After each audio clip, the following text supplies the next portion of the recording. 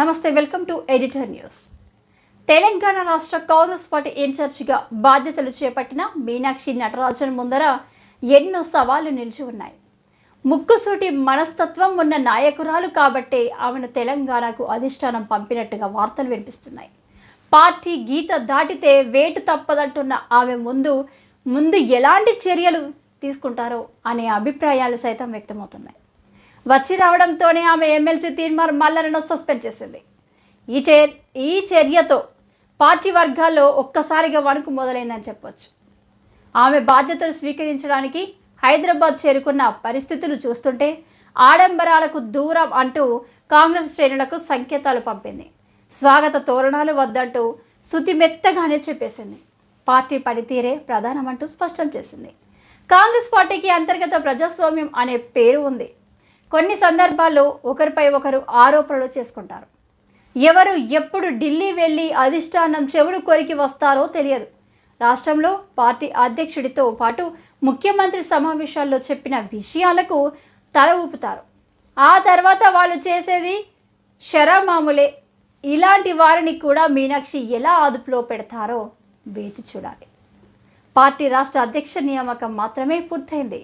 Party రాష్ట్ర committee ఎంపిక పూర్తి చేయాల్సి ఉంది.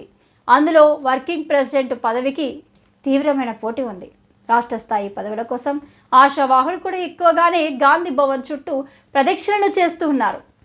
ఇదిలా ఉండగా రాబోయే ఎమ్మెల్సీ ఎన్నిక కూడా మీనాక్షికి కత్తి మీద సాములా తయారై ఉన్నది. 4 ఎమ్మెల్సీ స్థానాల కోసం ఆశపడుతున్న వారి సంఖ్య కూడా భారీగానే ఉన్నది. 4ంటిలో 1 సిపిఐ కావాలంటుంది.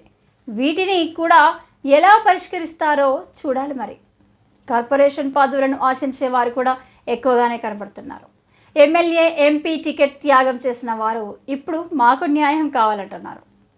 కారు దిగి కాంగ్రెస్ కండువా కప్పుకున్న 10 ఎమ్మెల్యేల సమస్య సుప్రీంకోర్టు దాకా వెళ్ళింది. ఒకవేళ ఆ 10 మంది ఎమ్మెల్యేల ఉప ఎన్నిక వస్తే పరిస్థితి చక్కదిద్దాల్సిన పరిస్థితి మీనాక్షి పైనే ఉంది. ఇదిలా ఉండగా ప్రధానమైన సమస్య నానుతోంది. రాష్ట్రంలో మంత్రి పదవి ఆశించేవారు తక్కువేమీ లేరు. మంత్రివర్గ విస్తరణ సమస్య కూడా కీలకమై ఉన్నది. మంత్రి పదవి ఆశించే వారందరికీ కావాలంటే కుదరదు కదా. ఈ సమస్యలన్నింటినీ ఒక ఎత్తైతే రాబోయే స్థానిక ఎన్నికల సమరం కూడా మీనాక్షి నటరాజన్కు కత్తి మీద సాము మాదిరిగానే కనబడుతుంది. సర్పంచ్ నుంచి మొదలుకొని జిల్లా పరిషత్ చైర్మన్ వరకు పార్టీ అభ్యర్థులను గెలిపించుకోవాల్సిన అవసరం కూడా ఉంది. ఈ సమస్యలన్నింటినీ ఎలా దాటి రాష్ట్ర కాంగ్రెస్ పార్టీ ఇన్ఛార్జ్ మీనాక్షి నటరాజన్ ముందుకు ఎలా వెళ్తారో వేచి చూడాల్సిందే.